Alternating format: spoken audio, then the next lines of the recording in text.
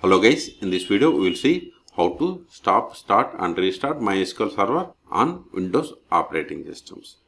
Okay, we have two methods. We can restart MySQL service by using services application.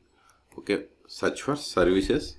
See here we have the services application, or go to Windows Run, then type services.ms. See, we got the services application. Go to the bottom. See here we have the MySQL service. See, so status is running. Okay, if you want to stop, right click on stop, or select the service and click on the stop link, or click on the stop button. Okay, let me open command line client, MySQL command line client. Now provide the password of root. See, we have connected, but if you stop, click on stop, we'll see what happens. Suppose if you type like show databases, see, we are unable to connect because lost the connection. But if you want to start again, click on select the service and click on start, or right click start, or click on start button. All three options are same. So click on start. Now go to here. See, again it connected. Now if you try to show databases, this will work. Okay. In the same way, if you want to restart, right click restart, or click on this restart button link. Okay, see, we have successfully restarted. We can also stop, start and restart MySQL from the command prompt. Open CMD, right click on this service name, properties.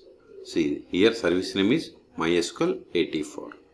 Okay, go to here, net stop MySQL. It is case sensitive. Give MySQL 84. Hit enter. See, access denied. So open CMD as